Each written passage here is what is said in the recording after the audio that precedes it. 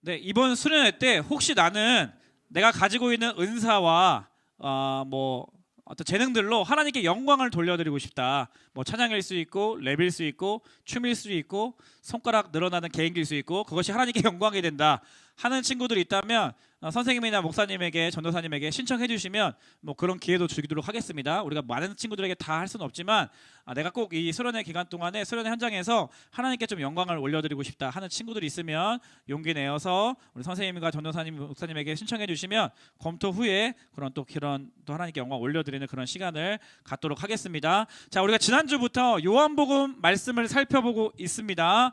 자, 신약 성경에 복음서, 예수님의 사역과 행적을 담은 복음서는 총 몇 권이라고 했죠? 몇 권이라고요? 좋아요. 한 번 이제 걸리더니 안 걸리네요. 자, 4개의 복음서가 있잖아요. 그리고 이제 요한복음에 대해서 우리가 지난주에 살펴보고 있는데, 지난주 첫 번째로 요한복음 1장을 살펴보면서 우리가 세례 요한에 대해서 살펴봤습니다. 세례 요한은 자기 정체성을 어떻게 인식하고 있냐, 내가 살아가는 이유, 나는 어떠한 사명을 가지고 살아가느냐라고 질문을 한다면 세례 요한은 스스로를 광야에 외치는 자의 소리다. 나의 정체성은 광야에 외치는 자의 소리다. 자신을 소리라고 소개하는 것을 우리가 살펴봤습니다. 소리의 특징이 뭐가 있었죠? 금방 있다가 없어지지만 소리는 무엇을 담는다고 했어요? 메시지를 메시지를 담는다고 했습니다. 소리 내는 시간은 잠깐이지만 그 소리는 메시지를 담고 있고, 그리고 그 소리를 통하여 소리를 들은 사람들에게 메시지가 전달이 되고, 소리는 없어지지만 그 사람에게 전달된 메시지는 사람들 마음속에 남게 된다라는 것이죠. 그리고 그 메시지를 받은 사람들로 하여금 메시지가 살아 움직이게, 꿈틀거리게, 영향력 있게 하는 것이 이 소리의 역할이라고 했습니다. 소리는 금방 없어지지만 메시지는 오래 남게 되는 이유가 그것인데, 지금 세례 요한은 자기 스스로 자기의 인생을 나는 광야에 외치는 자의 소리다. 나의 인생은 있다가 잠깐 없어지는 존재일 뿐이지만 나의 삶을 통하여서 하나님의 영광을 드러내는 도구로, 나의 인생을 통하여서 예수 그리스도를 증거하는 그러한 삶을 살고 싶다라는 그러한 정체성을 세례 요한은 가지고 있었다는 것이에요. 그래서 오늘 본문에서도 이 세례 요한이 증언한 그 증언 때문에 예수님을 만난 사람들이 등장하는데, 그들이 바로 베드로와 안드레입니다. 두 사람은 형제였고 어부였어요. 그리고 세례 요한의 제자였다는 것을 요한복음은 증거하고 있죠. 세례 요한의 제자였다는 것은 적어도 이 두 사람은 이 세례 요한을 믿고 따를 만한, 신뢰할 만한 사람으로 여기고 있었다는 것을 알 수 있습니다. 우리가 누구의 말을 들을 것인가, 누구의 말을 따를 것인가, 우리의 인생에 있어서 중요한 선택마다 너무나 중요한 부분인데, 잘못된 친구를 만나고 또 사람 한 명 잘못 믿었다가 인생의 낭패를 본 사람들이 많이 있잖아요. 여러분 학창 시절 때 대부분 어려움이 있는 건 뭐예요? 내가 믿었던 친구 녀석 때문에, 내가 함께 친하게 지내고 밥 먹고 같이 놀러 다니던 그 친구 녀석이 결정적인 순간에 나를 배신하는 그 년놈 때문에 상처를 받고 마음에 헐트가 스크래치가 가가지고 엄마 나 학교 안 갈래. 엄마는 갑자기 이유도 몰라. 어제까지 밥잘 먹고 학교 간다는 애가 갑자기 막 학교를 안 간다니까 무슨 일인지 싫어 말리 하지 마. 저리 가라고 막 그래. 갑자기 사춘기가 걸려서 부모님들은 낙망하고, 아무튼 그런 일들이 있는 이유가 뭐냐면, 여러분 진로의 문제나 성적인 문제도 있지만 여러분 나이 때는 친구 관계가 굉장히 그렇게 중요하기 때문에, 또 친구들로 하여금 상처를 많이 받기 때문에 그러한 친구들이 많이 있는 것을 봅니다. 제 주변에 여러분 주변에 많은 사람들이 있는데 그 중에서 정말 얘가 정말 신뢰할 만한 아이인가, 거짓말도 안 하고 얘가 하는 말이 다 진짜인가, 이런 것들을 우리는 사실은 그 친구를 볼 때 어떻게 보면은 스스로 이제 평가를 하고 있다라는 말이죠. 근데 베드로와 안드레는 세례 요한의 제자였대요. 그러니까 아마 베드로와 안드레는 인생에 대한 깊은 질문과 물음표가 있었던 것 같아요. 그리고 그에 대한 해결책으로 메시아를 기다리는 일에 깊은 관심을 가지고 있었고, 세례 요한이 계속해서 그것을 증언하고 증거하고 이제까지 하지 않았던 선지자적인 어떤 메시지를 선포하니까 세례 요한의 제자가 되었다라는 것입니다. 그런데 세례 요한의 그 증언, 즉 예수님을 바라보면서 하나님의 어린 양이로다 라는 그 증언을 듣고 안드레가 예수님을 찾아간 거예요. 그것이 오늘의 본문의 스토리입니다. 저는 이 부분에서 우리의 인생이, 여러분의 인생이 정말 세례 요한과 같았으면 좋겠다, 이런 생각을 많이 하는 것 같아요. 여러분이 공부를 잘하는 이유, 여러분이 돈을 많이 벌고 싶은 이유, 여러분들 나중에 커서 좋은 직업을 가지고 싶은 이유, 그 이유가 예수 그리스도를 증거하는 것이 아니라 나의 유익을 위해서, 나의 이름을 위해서, 내가 편리한 생활을 하기 위해서 하는 것 정도라면 너무나 아쉽고 안타까울 것 같아요. 세상 사람들과 똑같은 것 같아요. 그러나 세례 요한과 같이 나를 외치는 자의 소리로 나의 인생, 짧은 인생, 잠깐 가는 인생, 그 기간 동안에 나의 유익과 나의 이익과 나의 편리함을 위해서 살아가는 것이 아니라 나의 말과 나의 삶과 나의 인생의 전체 그림을 통해서 누군가에게 예수님을 전할 수 있고, 누군가의 하나님의 영광을 드러낼 수 있고, 나의 삶과 나의 인생을 통하여서 누군가에게 예수 그리스도를 증언할 수 있다면 그것이 정말 복된 인생이다. 그리고 그러한 삶을 여러분과 제가 꿈꿨으면 좋겠다, 이러한 소망을 하게 되는 것입니다. 그러한 가정을 꿈꾸고, 그러한 나의 인생을 꿈꾸고, 나를 만나는 사람들에게 복음을 전할 수 있는 그러한 소리와 같은 도구로 나를 사용해 주신다면 얼마나 좋을까, 그런 생각을 해보게 되는 것이죠. 또 그런가 하면 여러분들이 지금 여러분들의 인생에 대해서 깊은 물음표를 가지고 있는 친구들이 많이 있습니다. 여러분들이 지금 신뢰하고 따르고 있는 누군가를 통해서 예수님을 소개받을 수 있기를 진심으로 소망하는 것이에요. 마치 안드레가 자기가 따르고 있던 세례 요한의 증언을 통하여서 예수님을 발견하고 예수님을 찾아갔던 것처럼, 여러분들의 인생 가운데 여러분을 사랑하고 여러분들을 위해주고 여러분을 도와주고 여러분들에게 용기를 북돋아줄 수 있는 하나님께서 보내신 사람들이 있다라면, 그 사람들을 통해서 여러분들이 예수님을 소개받고 예수님을 증언받고, 그래서 그것을 통해서라도 여러분들이 예수님을 믿고 영접하고 예수님을 찾아갈 수 있다면 얼마나 감사할까, 이런 생각을 하게 되는 것입니다. 저는요, 어머니에게 예수님을 소개받았어요. 저희 어머니가 이제 교회 안 다니셨지만 결혼하시고 나서 전도를 당하셔서 교회에 나가시기 시작하셨거든요. 그리고 나서 이제 신앙을 갖게 되니까 너무나 힘들고 어려울 때 예수님 믿고 하나님 찬양하고 기도하는 것으로 삶을 이겨내셨는데, 그 다음에 제가 아들이 생기니까 저를 늘 교회에 데려가셨고요, 늘 찬양하는 앞자리에 저를 일으켜 세워서 찬양을 시키셨고요. 그래서 어머니를 통해서 교회를 소개받고 예수님을 소개받았습니다. 그리고 인생의 방황기를 거쳐서 청소년기 시절에 함께 교회에서 갔던 수련회를 통해서 저는 예수님을 영접하게 되었어요. 그날을 절대 잊을 수가 없습니다. 물론 많은 사람마다 케이스 바이 케이스 신앙이 천천히 조금씩 조용히 성장하는 친구들도 많이 있고요. 저 같은 경우는 워낙 인생을 방황해 살았고 막 살았고 이렇게 못된 짓을 하면서 살았기 때문에, 인생을 거의 포기하다시피 살았기 때문에 예수님을 영접하고 나서 그 이후에 변화가 너무나 확연하게 드러납니다. 저는 그래요.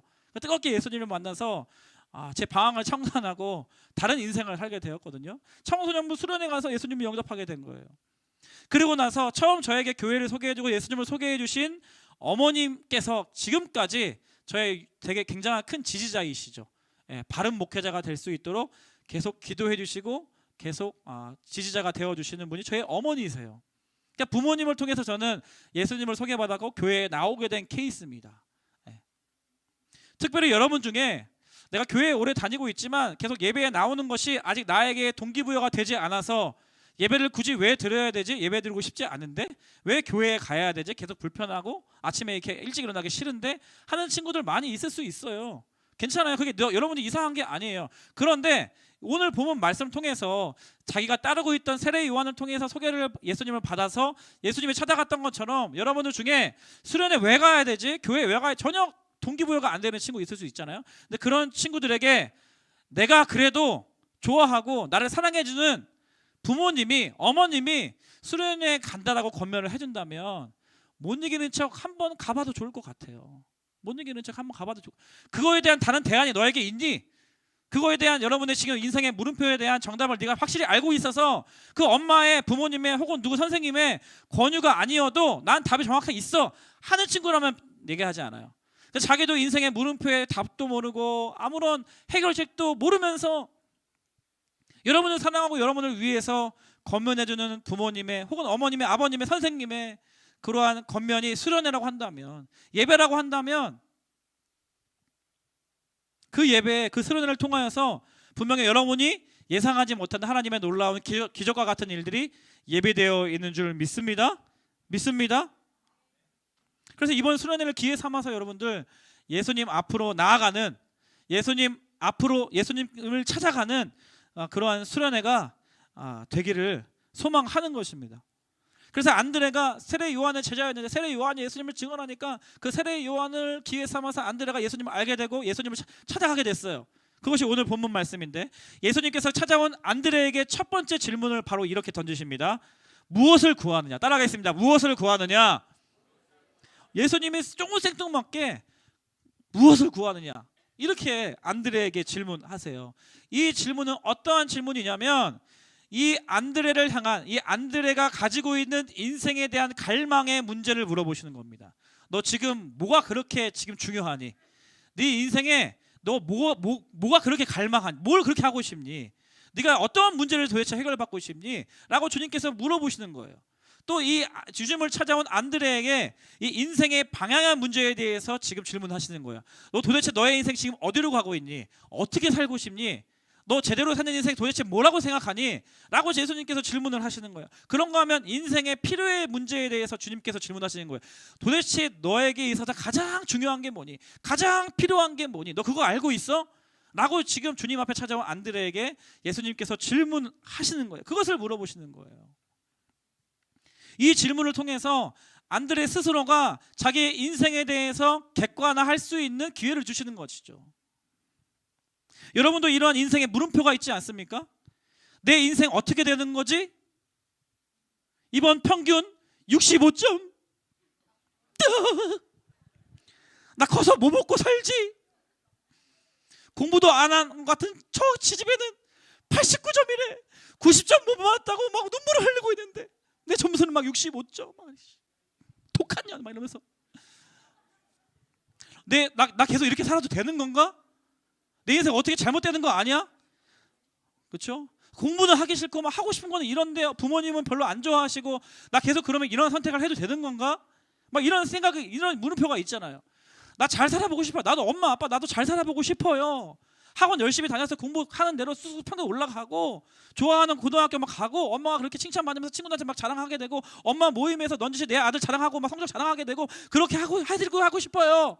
그런데 열심히 하고 싶은데 잘 안 되는데 어떡해.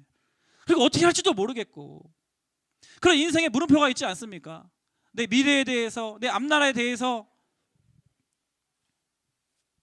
예수님께서 질문을 하시는 거예요. 여러분 각자에게. 네가 무엇을 구하느냐? 너 뭐가 도대체 필요하니? 너의 인생이 지금 어디로 가고 있니? 네가 정말 원하는 게 뭐니? 예수님께서 물어보시는 거예요. 이 질문을 통해서 우리 한 사람 한 사람이 지금 내가 어떠한 여정을 가고 있고 지금 내가 어떠한 방향으로 지금 방황하고 있고 내 인생에 지금 어떠한 고민이 있고 내가 지금 도움이 필요하구나. 내가 지금 답을 모르고 있구나. 나에게 있어서 지금 답이 필요하구나. 라는 그러한 사실을 깨닫게 하시는 것이죠. 근데 안드레가 예수님 찾아가서 예수님의 그 질문 앞에 멈추었습니다. 그러고 나서 곰곰이 생각하면서 안드레의 대답이 이래요. 38절에 보면 이 짧은 한 절 속에 대답이 나와 있는데요. 안드레의 대답은 주님 어디에 계십니까? 어디에 계십니까? 어디에 계십니까?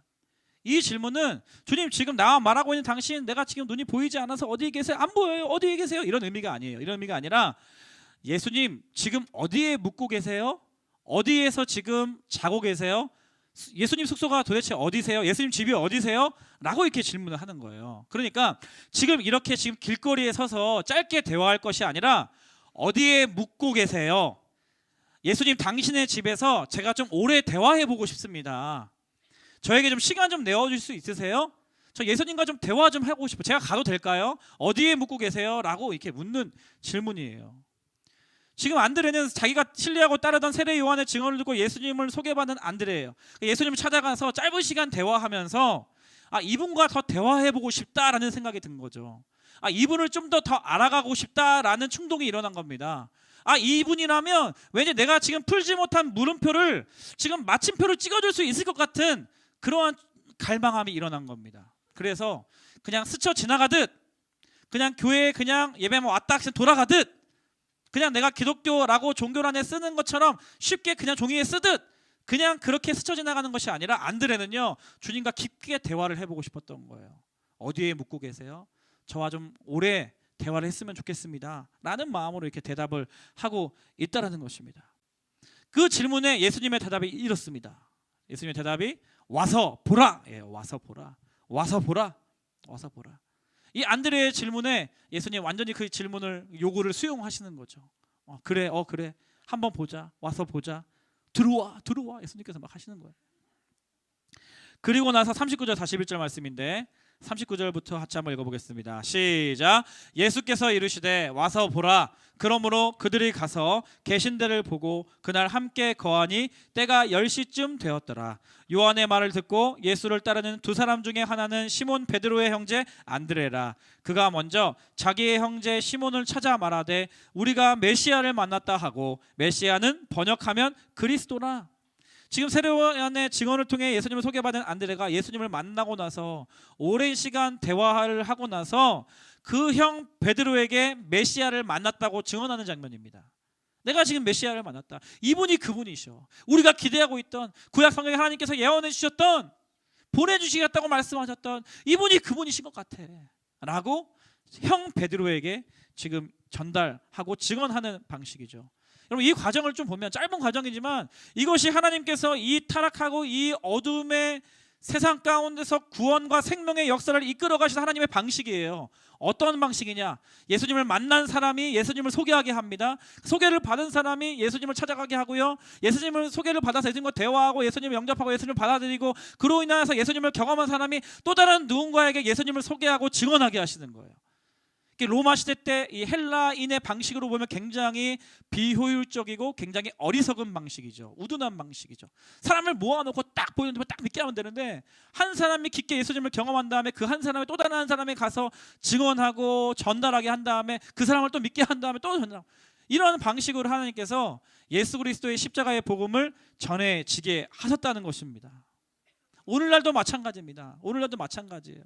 여러분들이 이 자리에 있는 이유, 누군가의 증언을 통해서, 누군가의 기도를 통해서, 누군가의 권면을 통해서 이 자리에 앉아 있잖아요. 제가 마치 어머니를 통해서 예수님을 소개받은 것처럼 말이죠. 그 예수 그리스도에 대한 증언과 소개가 계속 이어지는 장면을 1장에서 우리가 살펴볼 수가 있습니다. 요한 사도는 1장에 예수님이 누구이신지 먼저 선포한 다음에, 예수님이 빛이신데, 예수님이 생명이신데, 예수님이 태초에 계셨던 말씀이신데, 예수님이 빛으로 오셨지만 그 빛을 받아들이지 않고 어둠의 상태에 그대로 있는 사람들이 있다. 하지만 예수님을 영접하고 예수님을 만남으로 기적을 경험하는 사람들이 있다라는 것을 지금 이야기하면서 1장 전체에 세례 요한을 얘기하고, 그리고 나서 이 두 제자, 그리고 오늘 본문 다음에 1장에 또 보면 빌립과 나다니엘, 이 네 제자를 두 명씩 우리에게 소개하고 있는 것입니다. 그래서 오늘 본문을 쭉 살펴보면 예수님을 만난 사람들, 예수님을 영접한 사람들이 누릴 수 있는 두 가지 유익에 대해서 간단하게 살펴볼 수가 있는데, 예수님을 만난 사람들에게만 주어지는 유익이 있습니다. 첫 번째는 뭐냐면 장차 개발하리라 하신 예수님의 말씀에서 살펴볼 수가 있어요. 베드로가 동생 안드레의 말을 듣고 우리가 만난 사람이 메시아였어. 그래서 베드로가 같이 예수님을 만나러 갑니다. 베드로를 딱 보시자마자 예수님께서 하셨던 첫 번째 말씀이 장차 개발하리라. 베드로를 보시면서 예수님께서 이렇게 말씀하세요. 무슨 뜻일까요? 지금 베드로도 자기의 인생에 대해서 물음표를 가지고 있는 사람이었어요. 여러 가지 어려움을 겪고 있고 어떻게 살아야 할지 정답을 알지 못하는 상황 가운데 있었습니다. 그런데 예수님께서 예수님을 찾아온 베드로에게 가장 첫 번째 말씀하시는 장면이 장차예요. 장차. 그러니까 네가 미래에 대해서, 네가 어떠한 삶을 살 것인지에 대해서 베드로를 보시자마자 말씀하셨어요. 장차 개발하리라. 장차 미래에 대한 약속과 확신을 주셨다는 것입니다. 미래에 대한. 저와 여러분들은 내일 어떤 일이 벌어질지 제대로 예상하고 확신할 수 없는 사람들이에요. 이 예배 끝나고 계단 넘어가다가 넘어질지 어떻게 알아? 어떻게 확신해요? 우리는 오늘 밤 저녁에, 그리고 내일 어떤 일이 나에게 벌어질지 한치 앞도 내다볼 수 없는 지극히 연약하고 한계를 가진 사람들이라고요. 그렇기 때문에 미래에 대해서, 아직 나의 것이 되지 않은 미래에 대해서 염려와 걱정과 불안이 있는 것이 너무나 당연합니다. 베드로도 마찬가지였어요. 그랬는데 예수님께서 베드로를 딱 보시자마자 장차에 대해서 말씀하십니다. 그리고 장차 네가 개발하고 불림 받을 것이다. 너의 정체성이 개바가 될 것이다. 너의 정체성이 베드로가 될 것이다. 그 이름의 뜻은 뭐예요? 너의 정체성이 반석이 될 것이다. 너는 반석으로 살아갈 것이다. 그리고 너의 삶과 신앙 고백 위에 교회가 세워질 것이다. 베드로는 한 번도 생각해보지 못한 내일도 모르는데, 오늘 저녁에 무슨 일이 있을지도 알 수도 없는데, 그런데 예수님께 가니까 예수님께서 베드로의 인생 전체의 정체성에 대해서, 사명에 대해서, 그 인생의 끝에 대해서, 그리고 그 인생이 끝난 이후에 대해서 예수님께서 말씀해 주시는 거예요. 사랑하는 여러분, 우리는 미래에 대해서 한 치 앞도 모르는 사람들이에요. 그래서 늘 불안해요. 걱정이 많습니다. 두렵습니다. 새로운 경험을 할 때마다 과연 잘 될 것인가? 잘 안 되면 어떡하지? 라고 생각할 수밖에 없는 연약한 사람들이에요. 근데 우리가 이것에 대한 어떻게 해결을 받을 수 있냐? 내 인생에 다양한 물음표가 있는데 그 물음표에 대한 답을 누구로부터 얻을 수 있는가? 오직 예수 그리스도를 통해서만 여러분의 인생의 답을 얻을 수 있는 줄 믿습니다. 믿습니다. 그것을 지금 예수님께서 말씀하시는 겁니다. 이미 베드로를 처음 만나는 그 장면 속에서, 그 현장 속에서, 처음 예수님을 영접하고 마주하는 그 현장 속에서 베드로에게 그 인생의 비전과 꿈을 주시는 거예요. 베드로가 한 번도 생각해보지 못했던 그 지경과 그 꿈과 비전을 예수님을 만나는 그 현장 속에서 베드로가 알게 되었다라는 것입니다. 장차 개발하리라. 그런가 하면 예수님을 만난 사람이 얻는 유익 두 번째는요, 이보다 더 큰 일을 보리라 라는 예수님의 말씀 속에 담겨 있습니다. 따라하겠습니다. 이보다 더 큰 일을 보리라. 48절 제가 읽어드릴게요. 나다나엘이 이르되 어떻게 나를 아시나이까? 예수께서 대답하여 이르시되 빌립이 너를 부르기 전에 네가 무화과 나무 아래에 있을 때에 보았노라. 나다나엘이 대답하되 랍비여 당신은 하나님의 아들이시오 당신은 이스라엘의 임금이로소이다. 50절 같이 읽겠습니다. 시작. 예수께서 대답하여 이르시되 내가 너를 무화과 나무 아래에서 보았다 함으로 믿느냐? 이보다 더 큰 일을 보리라. 지금 하나님께서 나다나엘을 처음 보시는 장면 속에서 나다나엘만 알고 있는, 사람이 알 수 없는 놀라운 기적과 같은 일들을 알고 있다라고 말씀하시는 거죠. 나다나엘이 너무 충격을 받았어요. 그러니까 48절에 있는 네가 무화과 나무 아래에 있을 때 보아노라는 말씀은 간단하게 짧게 이야기하면 그 당시에 구약 성경을 믿고 있던 젊은 유대인들이 메시아 대망사장 메시아를 기다리면서 미가서 4장 4절에 나와 있는 이 무화과 나무 관련된 말씀을 믿고 받아들이면서 기다리는 사람으로서의 그런 삶을 살아갔다는 거죠. 그런데 예수님께서 네가 지금 그렇게 살아가고 있는 것, 내가 너를 태초에서부터 그리고 끝날까지, 그리고 네가 어떻게 살아가고 있는지를 내가 다 알고 있어. 이 한마디로 나다나엘에게 말씀해 주신 거거든요. 나다나엘이 깜짝 놀라요. 그래서 49절에 보면 당신이 하나님의 아들이십니다. 당신은 이스라엘의 임금이로소이다 이렇게 고백을 합니다. 그런데 예수님께서 더 나아가시죠. 50절에 네가 이것 때문에 믿느냐? 너 놀랐니? 내가 누구인지 네가 좀 알겠니? 놀랐니? 그런데 이보다 내가 더 큰 일을 너에게 보이겠다. 예수님께서 약속하시는 겁니다. 사랑하는 여러분, 예수님을 믿는 사람들은요, 예수님을 영접하는 사람들은요, 예수님을 찾고 예수님을 따라가는 사람들은요, 지금보다 더 큰 하나님을 경험하게 되는 것입니다. 지금까지 내가 경험했던 것이 아무리 놀랍고 아무리 위대한 기적 같은 일을 경험했다 할지라도 그 이후의 삶은요, 예수님께서 더 큰 일 가운데로, 더 큰 하나님의 부르심 가운데로, 더 큰 꿈과 비전 가운데로 우리의 삶을 이끌어 가시는 줄 믿으시길 바랍니다. 더 큰 일을 네가 보겠다. 더 큰 일을 보겠다. 예수님을 따라가는 사람들만 경험할 수 있는 축복이에요. 내가 지금 이후에 어떤 경험을 하고 나의 삶의 지형이 얼만큼 넓어지고 내가 어떻게 하나님 앞에 쓰임 받을지에 대해서 예수님께서 나다니엘이라는 제자를 만나는 첫 만남의 그 순간에 예수님께서 말씀해 주세요.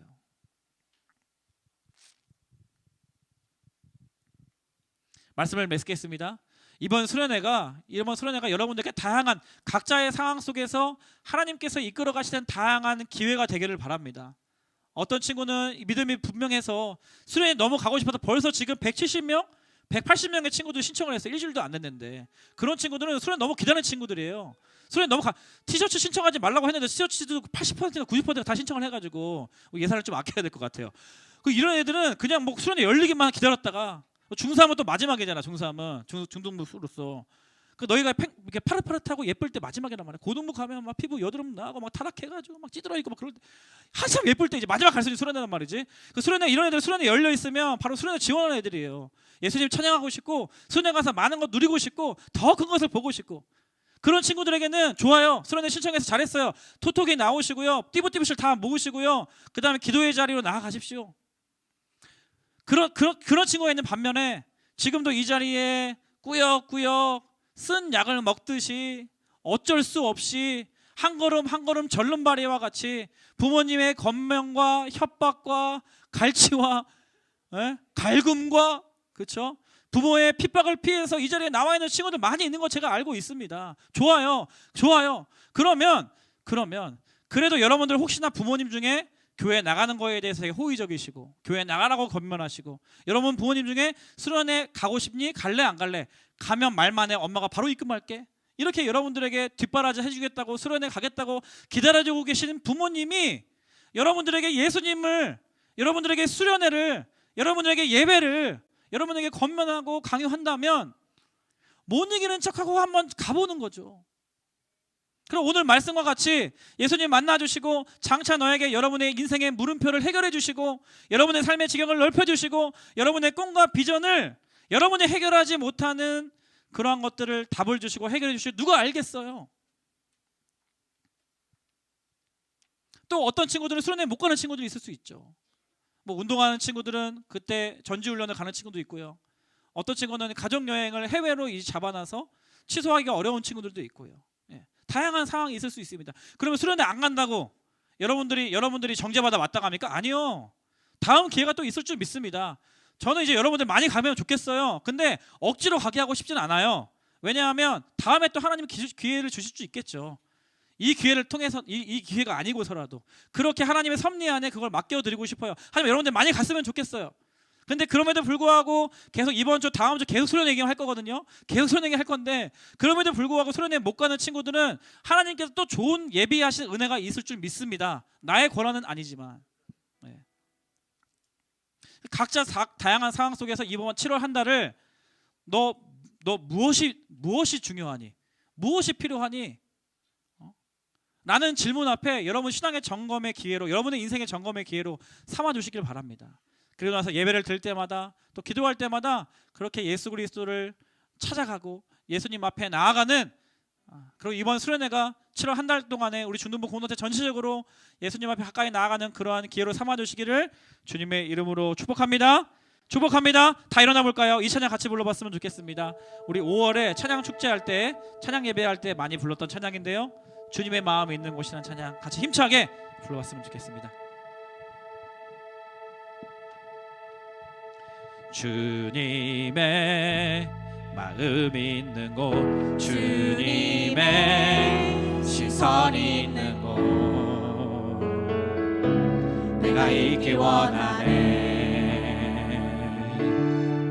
광야에 꽃을 피우시고 사막에 강물을 내시는 주의 놀라운 손길. 푸른 마르고 꽃은 시드나 주의 말씀은 영원하네. 전능하신 주 거룩하신 왕 주님의 말씀 이루시네. 나의 마음 손뼉치며 나의 마음 주의 성전이 되어 영원한 주의 말씀을 향해 주의 마음 있는 곳으로 나의 삶 주의 말씀을 따라 이루신 주의 나라를 향해 주의 시선 있는 곳. 다시 한번 처음부터 주님의 마음 있는 곳, 주님의 마음 있는 곳, 주님의 시선 있는 곳, 내가 있기 원하네.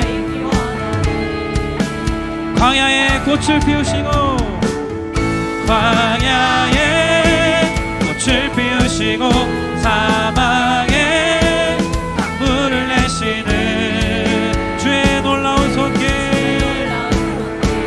아멘. 푸른 마르고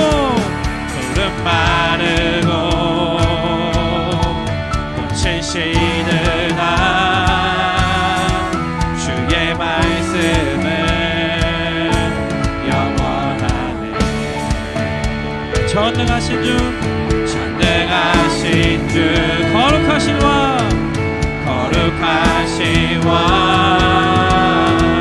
주님의 말씀 이루시네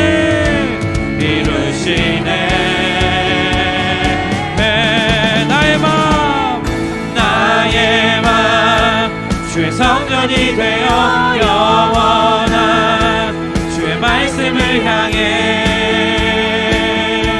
주의 마음 있는 곳으로 나의 삶 주의 말씀을 따라 이루신 주의 나라를 향해 주의 시선 있는 곳 주님의 마음 있는 곳 주님의 시선 있는 곳 내가 있기 원하는 한 번 더 큰 목소리로 주님의 마음 있는 곳 주님의 마음 있는 곳 주님의 시선 있는 곳 내가 있기 원하는 아멘 나의 마음 주의 성전이네요 나의 마음 주의 성전이 되어 영원한 주의 말씀을 향해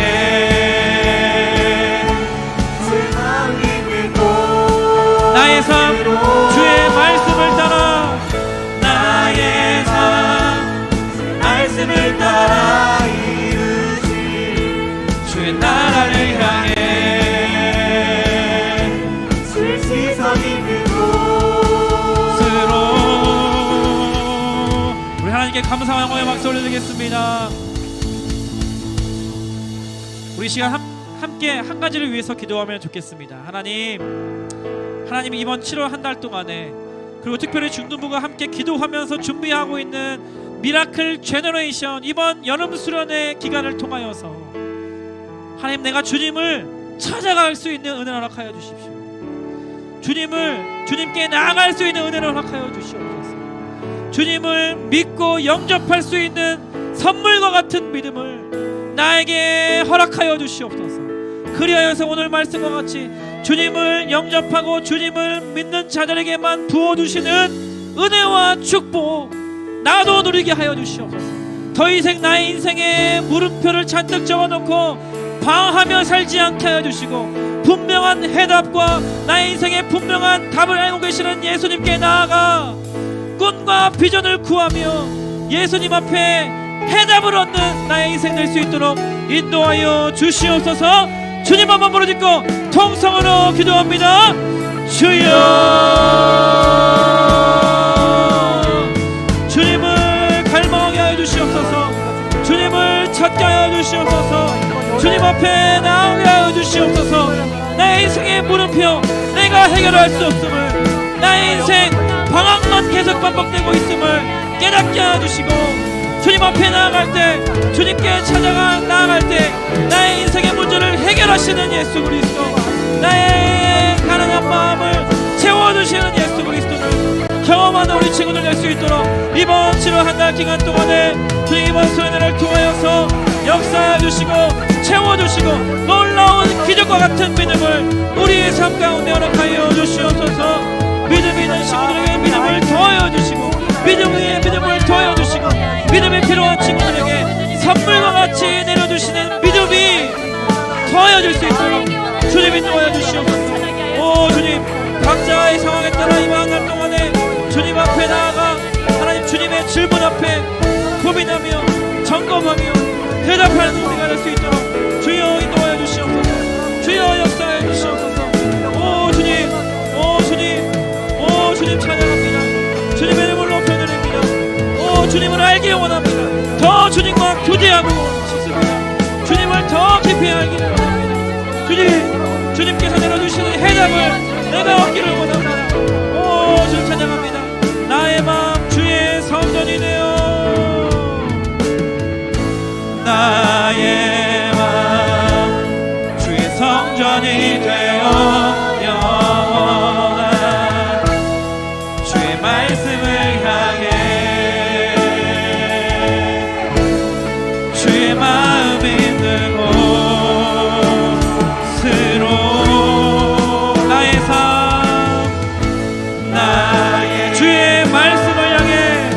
주의 말씀을 따라 이루신 주의 나라를 향해 주의 시선이 있는 곳.